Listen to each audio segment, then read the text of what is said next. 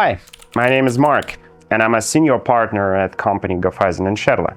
Today I want to share some crucial insights about where the crypto industry is heading, and more importantly, how smart business adapting in real time to global regulatory shifts. We are right now at a turning point. Regulation is no longer an afterthought. It is a strategic factor that can actually determine whether a crypto business succeeds or stalls.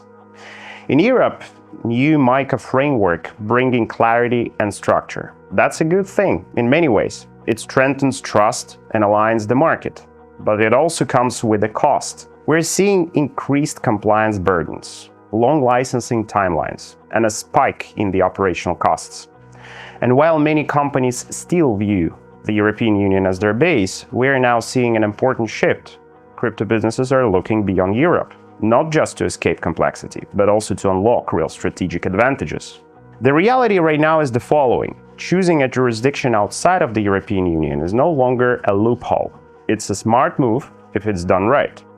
At Gofeisen & Scherle, we work with companies all around the globe. And we have identified 8 core factors every crypto project should evaluate when selecting a jurisdiction. First of all, it's global awareness. How well is the license recognized by the partners, banks, and clients? Especially crucial part is banking. Number 2, it's reputation. Will the jurisdiction inspire trust in your customers? Number 3, it's license flexibility. Can one-off license cover multiple business models at the same time? Number 4, it's regulatory predictability. How stable is the legal framework of specific jurisdiction over the next 2 to 5 years? Number 5 is license timeline. How fast can you get approved and become operational? Number 6 is specifically operational requirements as staffing, physical presence, reporting, and all other aspects which might be involved. The next one is total launch of budget, including legal infrastructure, capital requirements, and other expenditures. And the last one is tax pressure. What's the corporate and personal tax burden in specific jurisdiction? So we are trying at Gofeisen & Scherle find the right balance across these factors. It's specifically what separates strategic expansion from risky overreach. Now let's talk about where businesses are going. One of the most exciting developments right now is happening in Latin America. And El Salvador, as per our opinion, is leading the way. El Salvador has introduced a single digital asset service provider license, or DASP.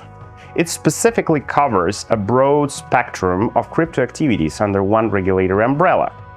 That means, with one license, a business can legally offer exchange services, custody solutions, lending and borrowing, tokenization platforms, even derivatives and structured products.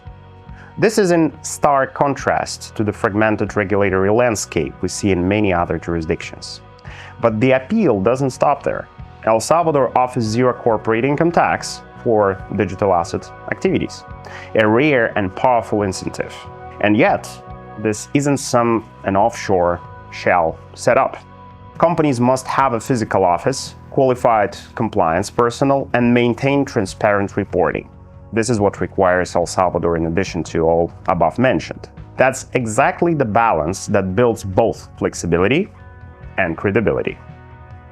It's not a surprise we're seeing major exchanges and infrastructure providers already moving in.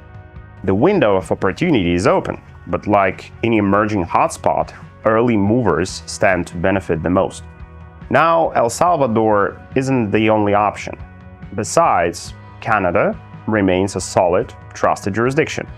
It has strong institutional credibility and a mature financial system. The licensing process is a bit more bureaucratic, but the regulatory clarity and banking relationships often make the trade-off worthwhile. Montana in the United States is another interesting case.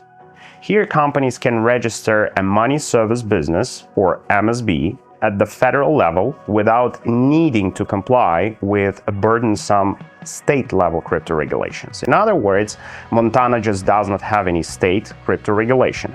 This makes it possible to operate globally, maintain legitimacy, and avoid the complex United States crypto compliance maze.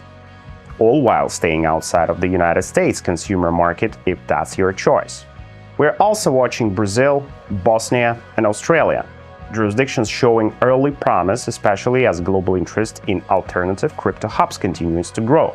So, what's the strategy here? Basically, the most smart strategy at every business is a diversification, not just in tokens or technology, but in the regulatory positioning. The market is becoming polarized. Europe, with markets in crypto assets regulation, offers structure, but at the highest cost and slower speed. Offshore jurisdictions offer low barriers to entry, but they often lack serious banking access or partner trust. What crypto companies need now is actually an agility, the ability to move fast, remain compliant, and adapt to evolving regulatory landscapes. We're not in a consolidation phase yet. Over the next few years, the industry will remain dynamic, and the winners will be those who plan ahead and stay flexible. So, if you're a crypto entrepreneur, or an investor, or a project leader, now is the time to think globally. Look beyond the familiar path. Consider jurisdictions that align with your long-term goals, and don't wait for the project moment, because in crypto, the early mover advantage is very real. Thanks for watching, and as always, we're here to help you navigate the road ahead.